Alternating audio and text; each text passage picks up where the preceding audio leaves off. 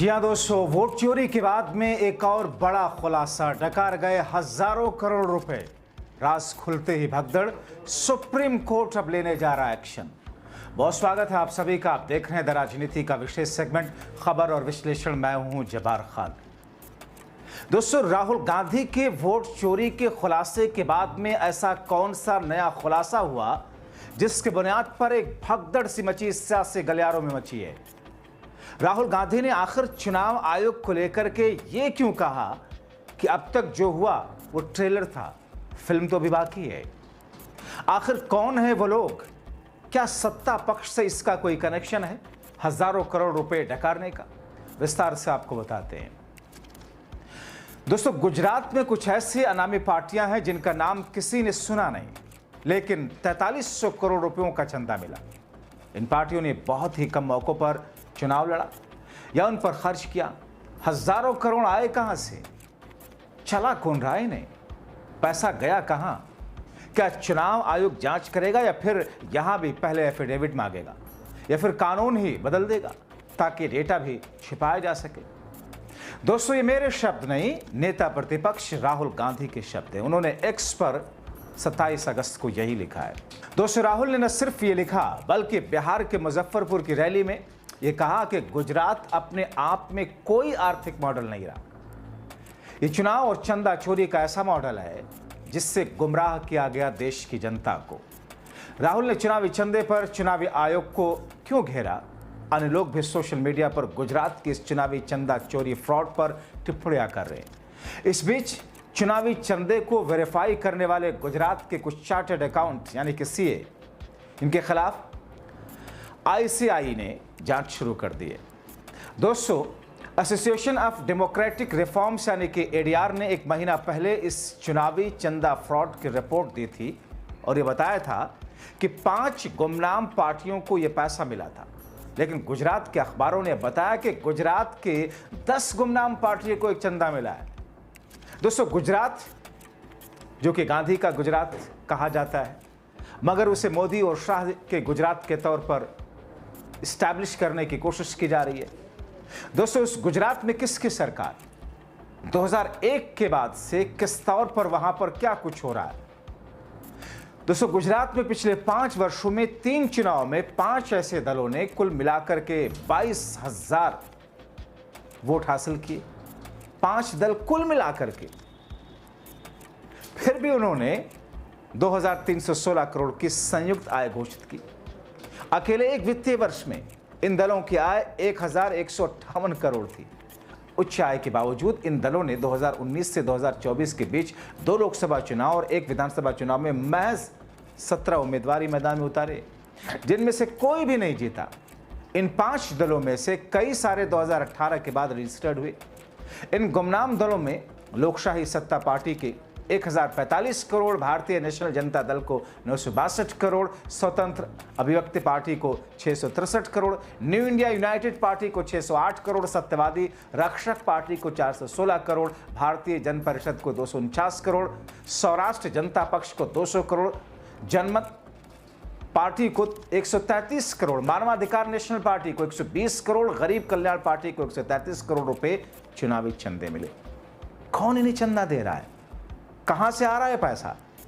दोस्तों, बड़ी पार्टियों को या कम से कम रीजनल पार्टियों को जो चुनाव लड़ती हैं, चुनाव जीतती हैं, उनको चंदा आए तो बात समझ में आती है। हालांकि उसमें भी किस तौर पर इलेक्टोरल बोर्ड, सुप्रीम कोर्ट का जो फैसला आया था, कैसे भारतीय जनता पार्टी के ऊपर किस किस्म के आरोप लगे, आगे वो भी आपको बताता हूं।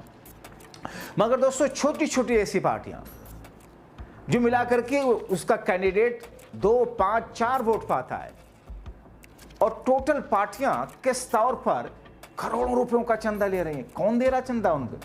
जाहिर तौर पर करोड़ों रुपयों के चंदे तो बड़े उद्योगपतियों की तरफ से आते होंगे। उन पार्टियों की पहुंच कैसे हुई वहां तक? या फिर उन पार्टियों को वाकई कोई और चला रहा है? क्या सत्ता पक्ष से उसका कनेक्शन है? दोस्तों, institute of chartered accountant of India यानी कि आईसीआई ने अहमदाबाद में के लगभग 15 चार्टर्ड अकाउंटेंट्स यानी कि सीए के खिलाफ कार्रवाई शुरू कर दी।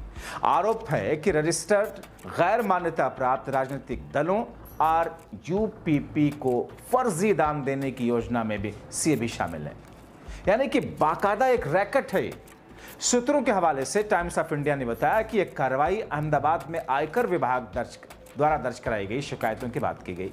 इसमें एक केस पैटर्न का खुलासा हुआ जिसमें दानदाताओं ने कथित तौर पर उन गुमनाम राजनीतिक दलों को चेक जारी किए और संबंधित पक्षों के लिए कमीशन काटने के बाद बदले में कैश प्राप्त किया। दोस्तों, सूत्र ये बताते हैं कि आयकर जांच के दौरान कई चार्टर्ड अकाउंटेंट्स ने लेन देन में मदद करने की बात स्वीकार की। आईसीआई ने इस मामले में जुलाई 2025 से सुनवाई शुरू की, जिसमें अधिकांश आरोपियों ने आयकर अधिकारियों के सामने पहले स्वीकारोक्ति के बावजूद आरोपों का खंडन किया। आईसीआई के अनुशासन बोर्ड वर्तमान में दोनों पक्षों के सबूतों का मूल्यांकन कर रहा है और अगली बैठक सितंबर 2025 में। दोस्तों, गुजरात में गुमनाम दलों को चुनावी चंदा देना एक गंभीर मामला है। जिस तरह इनकम टैक्स विभाग की छानबीन में इसके पैटर्न का पता चला, बड़े मनी लॉन्ड्रिंग का मामला है। एडीआर के बाद इनकम टैक्स विभाग की जांच के बावजूद भारत के चुनाव आयोग यानी कि चीफ इलेक्शन कमिश्नर निर्वाचन आयोग ने इस धांधली पर कोई टिप्पणी नहीं की, खामोश है। ज्ञानेश कुमार खामोश है, जबकि चुनाव खर्च का ब्यौरा उसी के पास जमा कराया गया था। दोस्तों, आखिर चुनाव आयोग ने इस चंदे की राशि और खर्च पर ध्यान क्यों नहीं दिया? या फिर चुनाव आयोग के ध्यान में सब कुछ है, जानबूझ करके वो ऐसा कर रहा है? अब ऐसी स्थिति में दोस्तों नित नए खुलासे सामने आ रहे हैं। ऐसे में कई लोग जो सवाल उठा रहे हैं कि गुजरात में इस तरह की गुमनाम पार्टियों को मिलने वाले बड़े चंदे के पीछे एक रैकेट है। ऐसी पार्टियां खड़ी कराकर सत्ता पक्ष के मठाधीश उन पैसों की हेरीफेरी करते हैं, यानी कि एक ऐसा रैकेट है। कई लोग तो इसे सत्ता पक्ष का ही खेल बता रहे हैं। ऐसे में बहुत सारे लोग इलेक्टोरल बॉन्ड की बात याद दिलाते हुए बीजेपी को कोस रहे हैं कि कैसे बीजेपी ने पैसों की उगाही की थी, जिसका भंडार सुप्रीम कोर्ट के आदेश के बाद फूटा था। और अब कई लोग कह रहे हैं कि जो मोदी साहब काले धन को विदेश से लाने और देश से काले धन को खत्म करने की बात कहकर सत्ता में आए थे, अब वही मोदी पलट गए। कैसे, आपको दिखाता हूं। दोस्तों, सोशल मीडिया यूजर ने मोदी के एक बयान वाले वीडियो को पोस्ट करते हुए लिखा कि 2012 में साहब ने कहा कि स्विस बैंकों में पड़े काले धन को वापस लाकर ही रहूंगा। 2016 में कहा कि नोटबंदी से भारत में काला धन खत्म हो जाएगा, जो कि दांव उल्टा पड़ गया। मगर अब तो 2025 आते आते साहब कह रहे हैं कि मुझे परवाह ही नहीं कि पैसा कहां से आता, ब्लैक मनी है, व्हाइट मनी है। वो शख्स लिखते हैं सोशल मीडिया पर कि इस आदमी को पलटते हुए देर नहीं लगती, ना तो कोई जवाबदेही है, ना ही कोई जिम्मेदारी। मेरी स्वदेशी की व्याख्या बहुत सिंपल है। पैसा किसका लगता है उससे मुझे कोई लेना देना नहीं है। वो डॉलर है, पाउंड है, वो करेंसी काली है, गोरी है, मुझे कोई लेना देना नहीं। लेकिन जो प्रोडक्शन है उसमें पसीना मेरे देशवासियों का होगा। ये विदेशी बैंकों में जो काला धन पड़ा है, भाइयों बहनों, उसको वापस लाने का हमारा फैसला है। मेरी स्वदेशी की व्याख्या बहुत सिंपल है। पैसा किसका लगता है उससे मुझे कोई लेना देना नहीं है। वो करेंसी काली है, गोरी है, मुझे कोई लेना देना नहीं है। दोस्तों, यही वजह है कि राहुल गांधी का आक्रोश वोटर अधिकार यात्रा में और बढ़ रहा है। जनता का साथ पाकर राहुल का सरकार को की गलत नीतियों को लेकर के घेरने का अंदाज और कठोर हो रहा है। राहुल कहते हैं कि जो देश लोकतांत्रिक है, जिसकी बुनियाद ही चुनाव है, मगर उसी बुनियाद को खोद करके इस सरकार ने कमजोर कर दिया, क्योंकि चुनाव से जुड़ी हुई चीजें, भ्रष्टाचार और चुनावी चंदे, ये सारी की सारी चीजें एक बड़ा स्कैम है। बिहार में हजारों लोग हमसे मिले,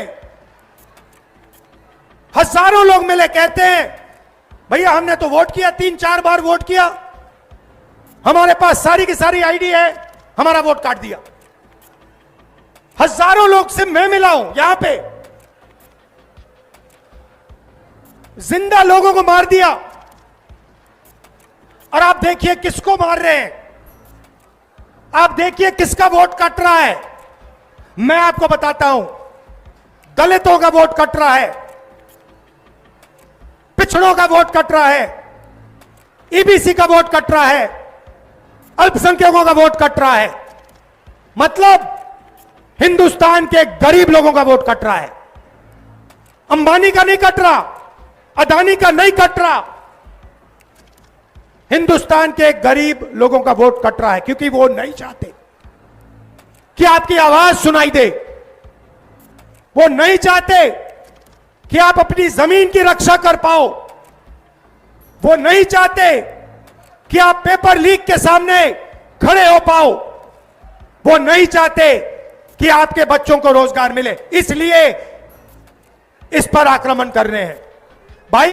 इधर वोटर अधिकार यात्रा में जनता को मिल रहे आशीर्वाद से तेजस्वी भी उत्साहित होकर सातवें आसमान पर उनका उत्साह दिख रहा। और बिहार में इसी उत्साह की इंडिया गठबंधन और आरजेडी को दरकार थी।